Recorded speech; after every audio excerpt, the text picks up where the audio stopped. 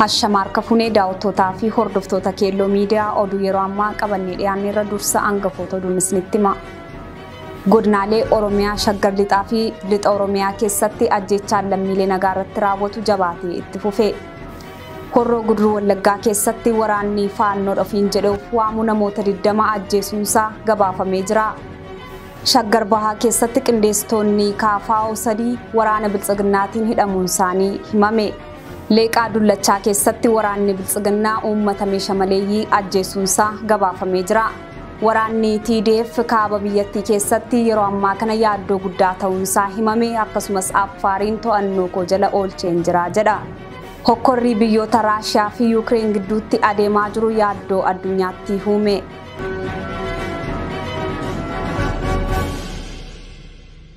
Daawwattoota keenya gara bal'ina oduuttan isin dabarsaa oduu kan isinitti mu'an Mooneet Badhaasaati. Godinaalee Oromiyaa Shaggar Lixaa fi Lixa Oromiyaa keessatti ajjeechaan lammiilee nagaa irratti raawwatu jabaatee itti fufe.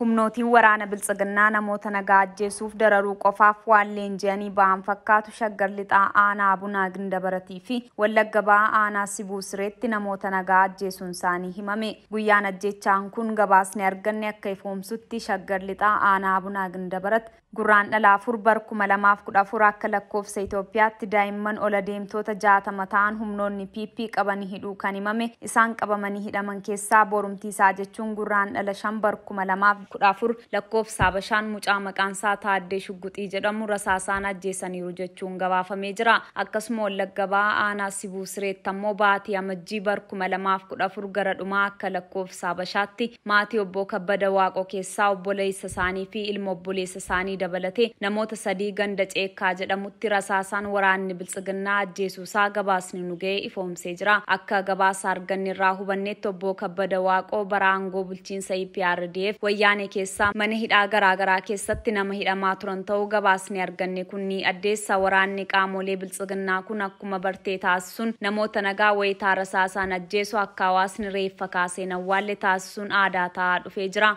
Reeffi namoota awwaalcha akkan argan akka du'aan namaallee kabajaa namummaan argamne taasisuun ajjechaawwan nuu gabaasaman kunis uummanni reeffa akkan kaafne ittifamuun erga reeffi namootaa foolii godhateen booda hawaasaaf reeffa kennaa jiraachuu isaanii gabaasni argannu kun ni ifoomsa. Qaamoleen PP uummata nagaa manaa gad waamanii ajjeesuun mana namoota nagaa gubuun ilmaan namaa namummaarraa mulquun safuu hawaasaa cabsuun abbaa manaa jilbeenfachiisanii ija isaa duratti haadha manaasaa gudeeduu abbaa duratti intala gudeeduun hangaarraa Oromiyaa bakkoota hedduu keessatti raawwatamaa akka jiru gabaasni bahu kun ifa kan taasisu yakka kana dura dhaabbachuuf of kabachiisuuf mirga namummaa mirga lubbuun jiraachuusaa mirkaneessuuf uummanni Oromoo qabsoo isaa jabeessee itti jiru daranuu akka cimsachuu qabu namoonni siyaasaa fi hayyoonni Oromoo dhaamsa dabarsaa jiru.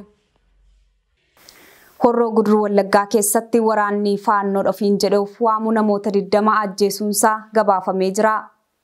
Gabaasa arganneen haleellaan humnoota Amaaraa maqaa faannoo jedhuun bobbaafamanii itti fuudhaan humnoonni Amaaraa kunneen godina Horroo Guduruu Wallaggaa aanaa Abee Dongoroo ganda Bootoroo Booraa jedhamutti haleellaa hidhattoota Amaaraatiin qaamolee faannootiin lubbuun namoota 20 caalan darbee jedhame. Ajjeechaan kun dheengadda Guraandhala 12/2022 kan raawwate ta'uu kan himu gabaasichi garee milishaa Amaaraa faannoon haleellaan raawwatan kanaan namoonni 20 caalan ajjeefamuun kan mirkanaa'e wayitaa ta'u manneen jiraattootaa 15 gubachuu namoonnis mana waliin gubamu hawaasni naannichaa eeree jira. Osoo uummanni Oromoo naannichaa quban qabaatiin daguutti raawwatamu haleellaa kanaa kan himame yoo ta'u lola uummata nagaa irratti banan kanaan Oromoorraa reeffa namoota 20 argame awwaalamuu isaatu himame. Balaa qaamolee Amaaraa kanaan uummata nagaarraa namni ajjeefamuu cinaatti midhaan uummata nagaa biddaan gubachuu qabeenyaan kanneen akka loonii saamamuusaas gabaasni arganne kun ni eera. Ajjeechaan suukkanneessaan mana waliin gubachuun uummata Oromoo naannichaa irratti faannoo Amaaraan qaqqabu buusaa gabaasichi ni ifoomsa. Yakkoonni gudeeddii harmaaf harka muruu fi qaama saalaa muruu dabalatee hawaasa naannichaa irratti humnoota daangaa naannoo darbanii dhufan kanaan akka raawwates kan eere gabaasni kun qaamolee mootummaaf poolisii Oromiyaa naannoo sanaa uummataaf dirmannaa taasisee akka hin qabnellee himanii jiru. Humnoonni naannoo Amaaraa keessaa maqaa faannoo Amaaraa jedhuun qindaa'an kunneen itti aanaa muummee ministeera Itoophiyaa obbo Dammaqa Mokonnin ijaaramuu isaanii fi naannoo Amaaraa baajata hanga baasuufitti humnoota uummata nagaa daangaa daangaa ce'anii miidhan kanneen leenjisuuf ijaaruu isaanii irra deddeebiin kan himamu bulchiinsi mootummaa qaamolee biltsiginnaa naannoo Amaaraa humnoota kanaaf deeggarsa akka taasisan ifatti miidiyaan yoo ibsan yakkoota daguggaa sanyiif sarbamiinsa mirga namoomaa ulfaataa naannolee ollaa keessatti socho'uu raawwachuu akka itti fufanitti jiru. Qaamoleen faannoo naannoo Oromiyaa dabalatee naannolee akka Tigraay, Affaar, Gumuz keessatti yakka sukkanneessaa fi balaa gurguddaa akkana raawwatan irra deddeebiin ni gabaafama.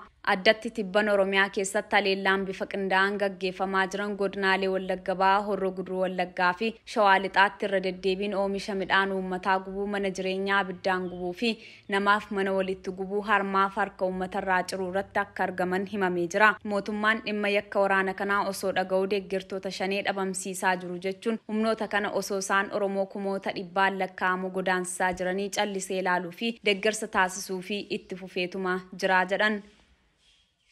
Shaggar Bahaa keessatti qindeessitoonni KFO 3 waraana biltsiginnaatiin hidhamuun isaanii himame.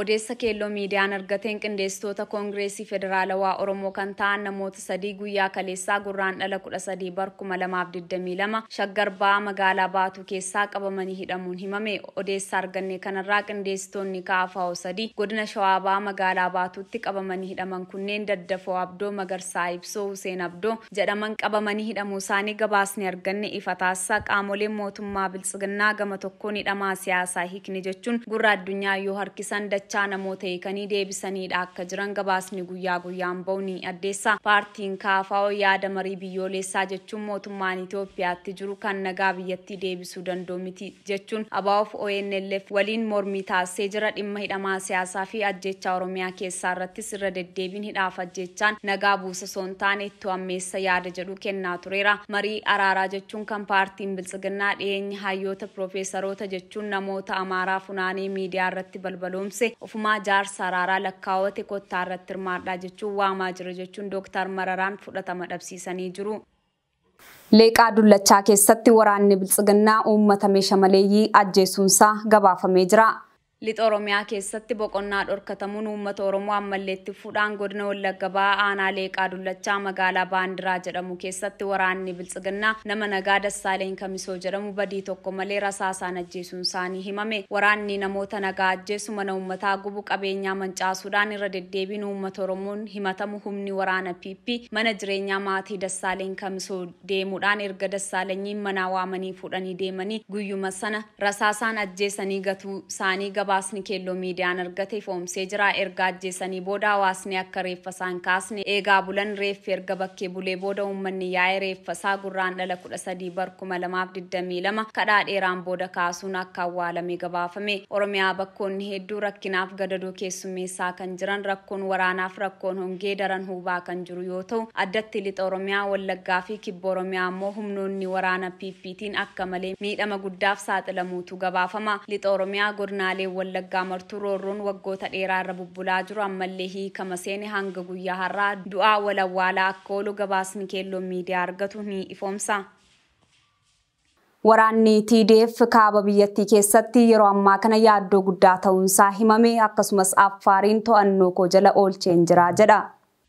Waraana kaaba Itoophiyaatti qaamota tokko turaniif waliin waggoota dheeraaf uummata biyyattii iraarsaa turan humnoonni EPRDF kan naannoo Tigraay fi kan federaalaa gidduutti baname waggaa tokko oliif adeemaa kan jiru ammallee akkuma itti fufeetti jiraachuun kaaba Itoophiyaatti madda yaaddoo ta'uun itti fufee kan jiru. Tibbana naannoo Affaar bakkoota hedduu to'achaa akka jiran mootummaan Itoophiyaa dabalatee miidiyaaleen gabaasaa kan jiran. Humnoonni Tigraay lola gurguddaan irratti gaggeessaa jiru jechuun wawwaachuu erga eegalee torban kan lakkoofsise. Mootummaan naannoo Amaaraa ammallee harka isaa facaasuun dirmannaa mootummaa federaalaa akka barbaadu ifoomsuu isaa itti fufeera.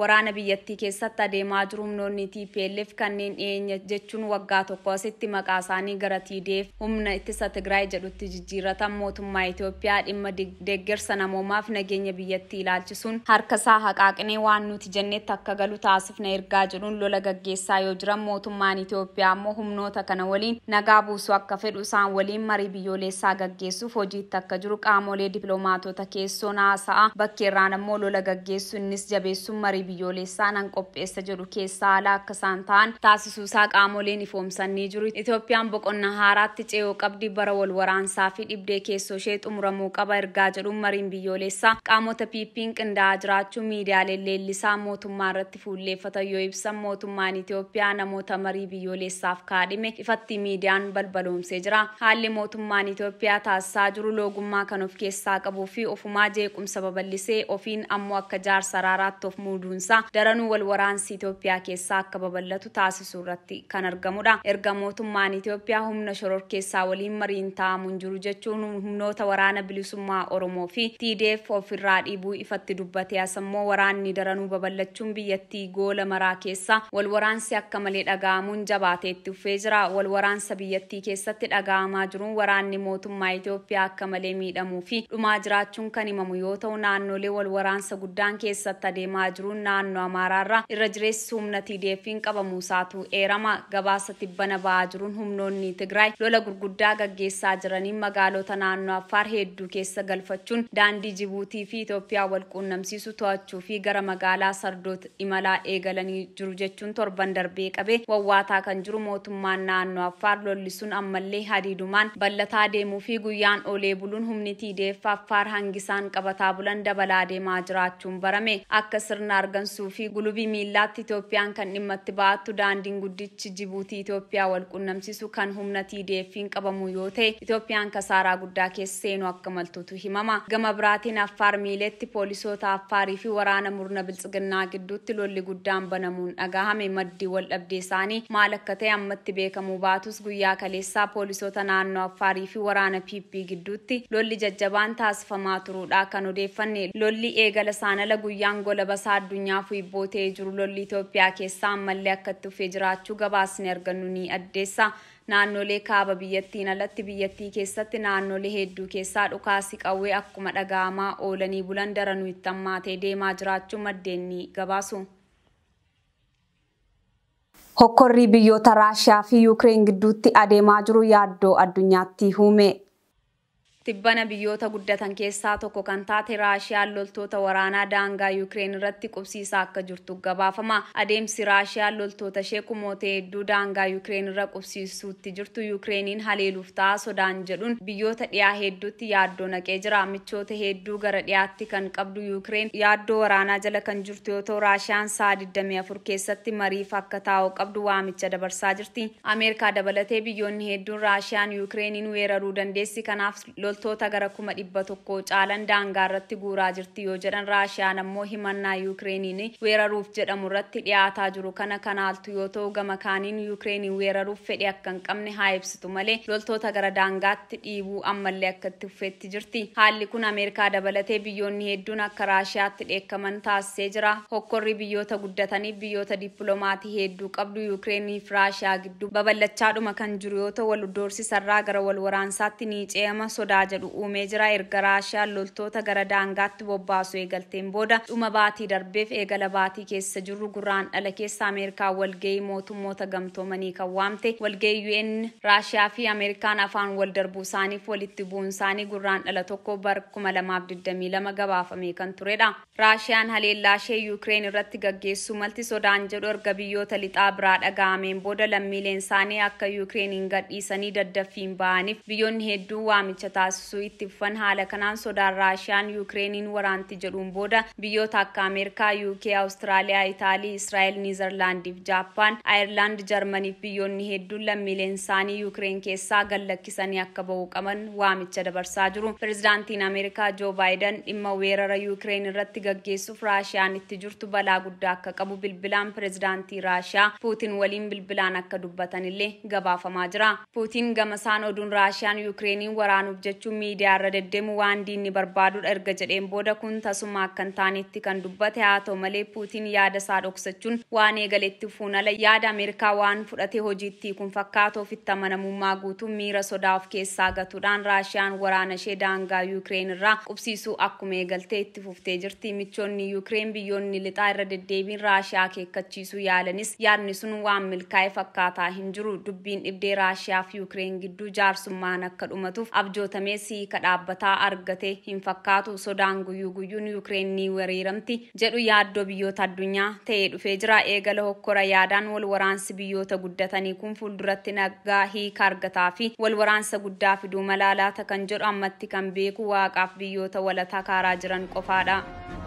Daawwattoota fi hordoftoota Keelloo Miidiyaa oduu nuyi ammaaf qabannee kana gammaa ture qophiilee Keelloo afaan waliin turtii gaarii.